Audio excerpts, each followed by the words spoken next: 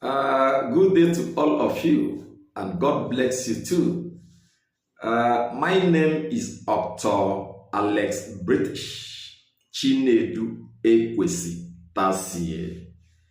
I am a native of Ishopo Ancient Kingdom, which is in Ikwereland, River State of Nigeria, West Africa. I am a writer, a musician, a filmmaker, a football coach, a historian, and also a multi-dimensional thinker. I am an Ikwere image maker. I am an Ikwere historian who is sufficiently informed, vastly informed about the background history of Ikwere people. And I am popularly called Professor of Native Intelligence. For some decades ago, in the past, I have been teaching native history. In the past, I used to learn the histories that concern other people, especially white people. And I have stopped doing that because I have no value to achieve from such histories. I intern myself in native history and studies so that I can know where my people, Ikwere people, made mistakes in the past and see how I can offer quality solutions to their problems. So many people abuse me, some insult me based on the positions that I take historically.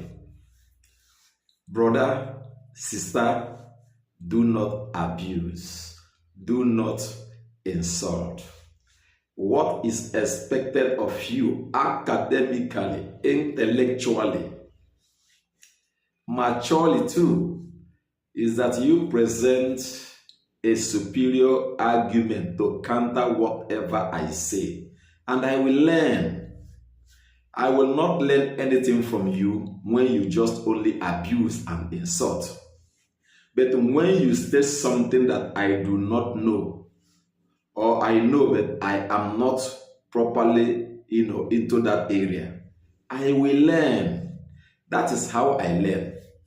I am not, an epitome of knowledge. I pick from here, I pick from there. And that is why, as a historian, I engage people. We discuss and I learn. There are so many things that I do not know. And so, I can only know them from those who know them more than I do know. Who know them better than I do know. That is how I learn. I did not get my knowledge from heaven. No, I learn what I learn from people who know exactly what happened. So don't abuse, don't insult. Whether you're from Igbo, whether you're from Ikwere, wherever you come from, don't abuse, don't insult. What I am doing is education. I am teaching. From the year of 2004, I have been teaching and writing, studying history, especially native history. To know the Igbo particularly, I visited more than 24 Igbo communities across the states that make up the Igbo nation. To know who they are, to know what they do, to know about their world views, philosophies, mentalities. How many people can expend resources and time to do that? without looking for payback. Nobody gives me money. Nobody helps me. I am quite enthusiastic about history in the area of history. And as I am telling it, people are learning, even for free. I am trying. Just give me kudos. Stop abusing. Stop insulting. When I state something and you think it is not a fact, what you do that is expected of you, dig into that thing, come up with a superior argument, a superior position, and I will learn and make out dearly.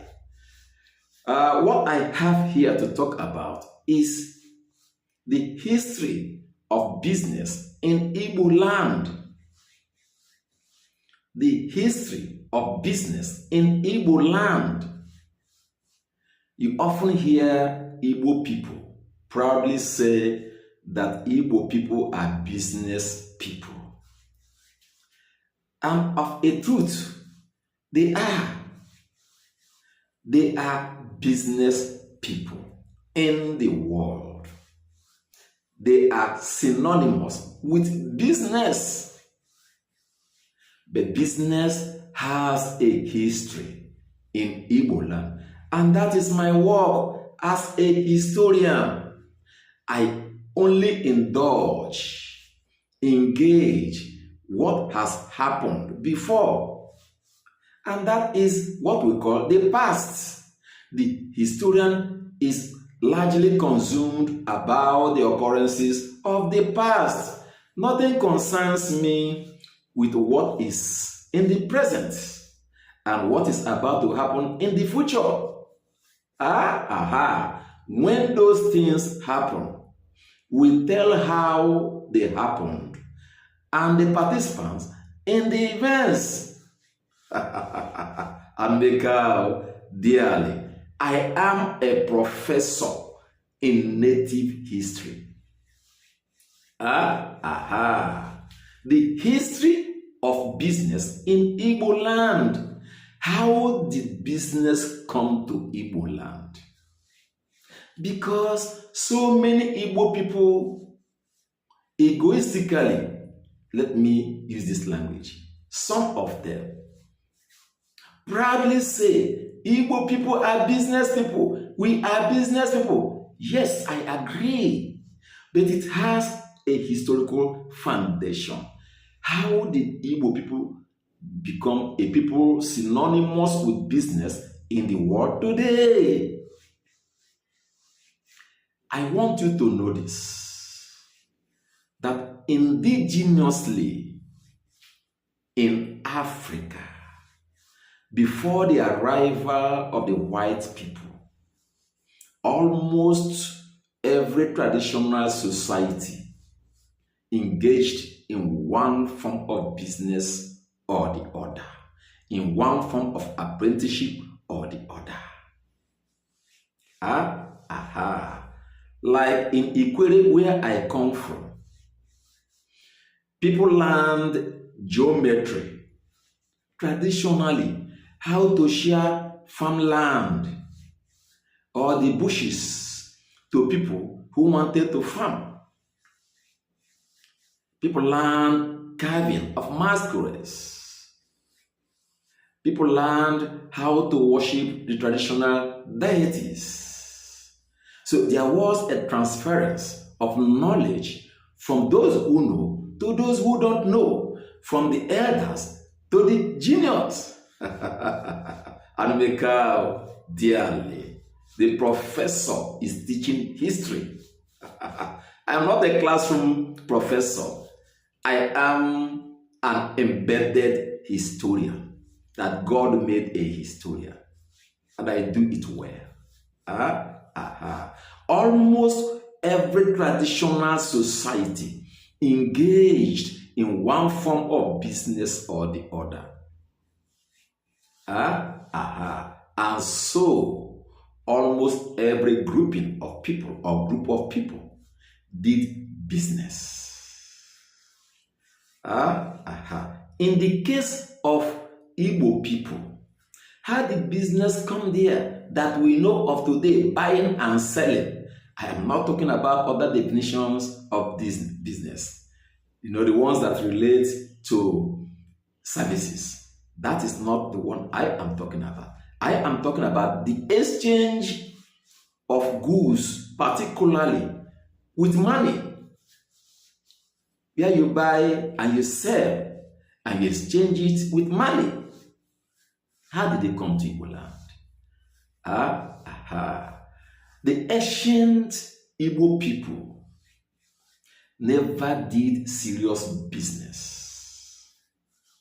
Before the turn of the 20th century, before the 1900s, there is no recorded history where Igbo people did business as we have it today.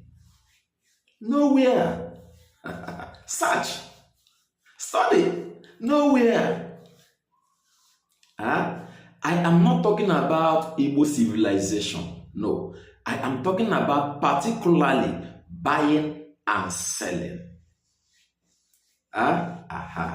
Where they did business, and the business that I mean is that one which concerns transnational business, where a people will move out from their confines, from their environments, from their areas, and go to another place to do buying and selling, as we have Igbo people did today in the world. Yes, the people produce palm oil and kernel. They also produce some foodstuffs. Yes, but those things were at that time consumed subsistently at a smaller scale.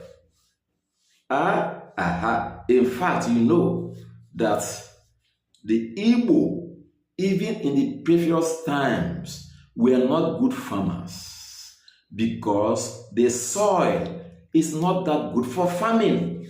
Not every area anyway, but largely many parts of Igbo land do not have good, soils for farming. And so the people did not engage that much in farming. Like in the north, the land is vast when it is not even fertile. Modernly, they use irrigation to encourage agricultural practice there. In Igbo land, there is nothing like irrigation. So the people never engaged in distant trading, where they moved from their homelands to other places outside Igbo land to trade. They didn't. But the Yoruba people, in the long distant time, traded with other people outside Yoruba land. They produced plenty of cocoa and they sold across their boundaries, across their borders. The Hausa people also engaged in distant trading, where they sold most of their wares to the people outside their borders, their livestock outside their borders. But the Igbo is almost at the center of the country. I'm not talking about Abuja center, the way I understand the position of Igbo people. And they are bordered by indigenous people. So they didn't trade that far. So what kind of business did Igbo people do in the past? In the 19th century, in the 18th century, what kind of business did Igbo people do during those eras? Go and find out. What did they sell to other people? Aha. I am not saying that there was no internal trading. No. Within the Igbo environment, communities, groups sold what they had, what they could produce, but not to engage in transnational business where they carry their wares, their commodities, their goods to other people outside the premise, outside the church, outside the circumscription called Igbo. Then what happened? That today, Igbo people have become very big in business. Before the turn of the 20th century, say in the 1890s, the white people opened up Igbo land for trading. And what we call Igbo land today is the Onitsha group, not elsewhere. Only the Onitsha area was opened up for trading before the turn of the 20th century. Because of the connection of River Niger to that of River Benue, the white people brought in their wares produced outside Nigeria, outside Igbo land, to the Igbo area for sale. Especially during the Industrial Revolution in Europe, where the white people wanted new and fresh grounds to disperse and sell their commodities. Many of them came through the River Benue to Niger area to do business. They brought in their wares. They brought in their Western manufactured commodities to Onitsha. I know why. Because there was a river route, a waterway to a place. And the people, very ingenious, very clever, very organized, cashed into that. They cashed into that and became actively involved. So I want you to know today that the kind of business today you see, which is more of Western, came into Igbo land through the white people. And Mekao dearly. The white people established the Onitsha market around 1896. It started as a small market where the white people sold items like knives, umbrellas, snuff, jeans, and some other small items. Then later around the 1920s, Tasie were brought in to Onitsha by the same white people, and the market began to expand. It began to expand. And after the Nigerian Civil War, majorly the late administrative officer of that area, at that time called the Eastern State of Nigeria, what we call today Southeast, in the person of Chief, that Nsika, I think, yes, Nkika Obabi, Nsika Obabi, who was an administrator of the Eastern State, helped a lot to advance, to expand the Onitsha market into a metropolitan market that it has today evolved into. The white people began what we call today modern trading in Igbo land. They initially started the Onitsha market, continued to expand it until the 1920s, 1930s. Then after the Civil War, Igbo people themselves, kudos to Chief Nseka Opabi as the administrator of the old state, of Igbo people at that time. He helped to expand the market, and successive governments of Anambra State, have also assisted in making the market, an international market. But look at it this way, that only one group of people are majorly involved in buying and selling, in trading in Igbo land. And they are the people of Anambra, because of, proximity to the port, to the shop where the white people offloaded their wares, their goods.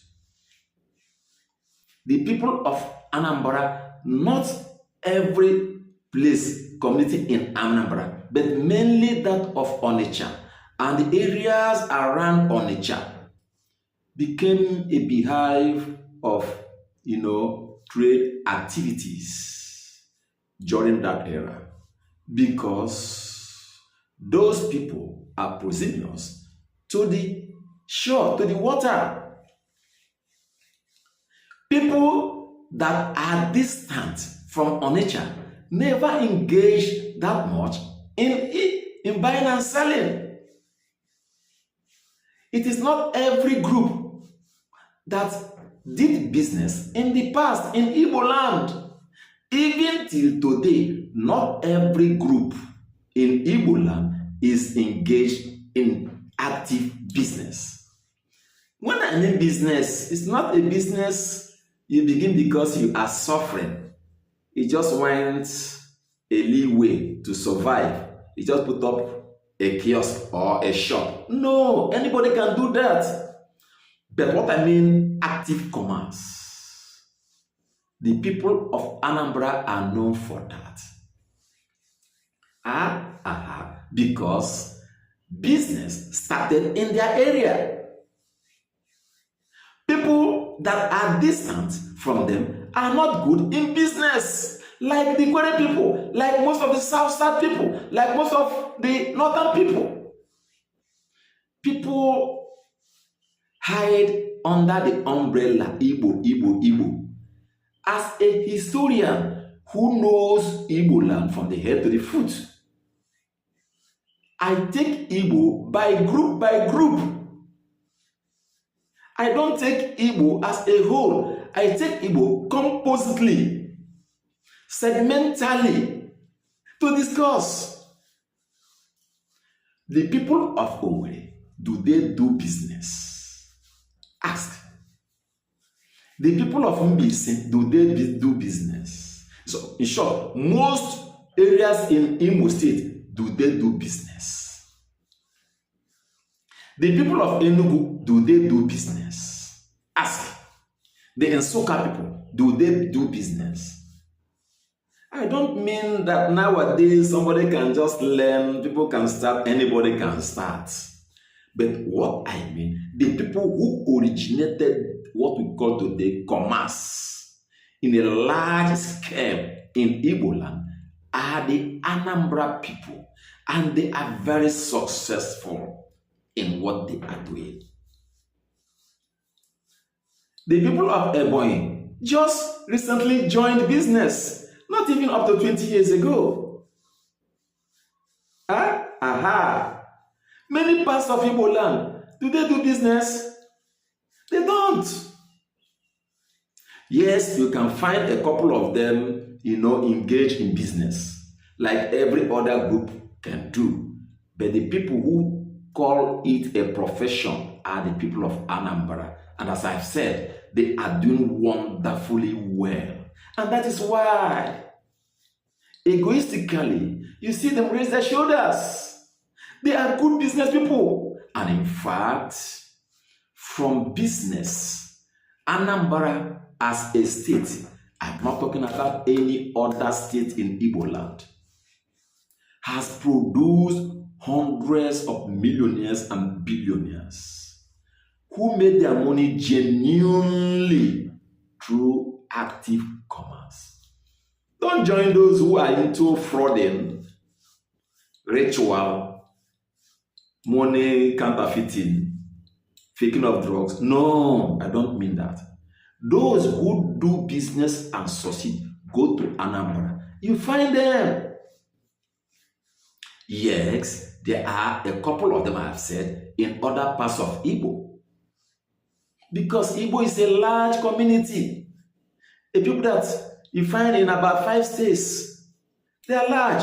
You have to find anything you want, anything you think, there. So, Igbo people generally were not business people, from the beginning of time. But business came to Igbo land through the white man. The white people also visited other areas in South, but they never engaged in business. For example, the Calabar people saw the white people first, even before the Igbo. The Bonny people of Ijo saw the white people before the Igbo, but they never engaged in business. They were all complacent and docile. Equally, people also had encounters with the white people, but they never engaged in active commerce like the people of Anambra. I am not talking about Igbo generally, the people of Anambra. Don't hide under the umbrella. Igbo people are doing business. Are your people doing business in Igbo land? Your own group. Are you from Ngwa? Are your people into business? Mention 1 to 3 industrialists you know from Ngwa at the comment section. Let's look at them. Apart from Abriba and Ohafi, Arochukwu people, are your people into business? I'm not talking about oil and gas, that is recent. Are your people into commerce, buying and selling? Because that of filling stations and all that, many other people, the Yorubas, the Borosasa, they are all engaged in that. Like the people of Anambra, are your people Arochukwu into business actively? Mention 5 industrialists that are known, like the people of Anambra, at the comment section. The people of Mbise or Kigwe, are your people into business? Tell us. You say Igbo people generally are into business, and I say no. Particularly the Anambra people. Yes, your people, are they into business? Nsuka, mention 2 persons that are into business. The social media is a huge platform. People can look at them. What kind of business do your people do? And who are they? How did they start? So business in Igbo land started with the white people. The kind of business that was today. We are no more in the era where we sell palm kernels, where we sell palm oil. Today, the business that is in vogue today in Igbo land is that which is connected to the Western people, the white people. So the Igbos are more like distributors to the goods and wares of the white people produced abroad. They bring them here and they distribute, they sell, they fix the prices, they make money. That is business. Cocaine peddling is not business. Faking of goods is not business. Making counterfeit money is not business. 419 is not business. Buying and selling that Igbo people are known for. How did it start? And how well have they fared? To aggregate them, I say they have done 100% well. Because other people too had the opportunities to go into buying and selling. Because the same white people, brought their wares to those areas, but they never went into business. Calabar people never went into business. The Bonny people never went into business. The Shekri people never went into business. Even the Asaba people never went into business. Many areas that are coastal people never went into business because, they were docile, they were complacent. Like in the case of Igbo people, they saw people who, went into buying and selling as lazy people in the society, in the community, in the land. But I tell you that the Igbo have become very powerful in Nigeria today, in West Africa today, because they are into active business. Some other people who are not from Anambra have joined. And it is not all the whole Anambra. The people of Uli, Okija, Ihiala are not good business people. The people of Onitsha, where the market is sited, are not business people. Who are the people doing business in Igbo land? So many Igbo people have joined. And anybody can join that is interested. But I want to tell you categorically clear that the Igbo generally now are doing well in business. And with it, they are expanding, conquering new grounds, dominating areas, dominating people. And with time, the Igbo will rise to become one of the greatest powers in Africa. I want to end it here. And I say, God bless all of you for taking time to watch what I do. Ameka.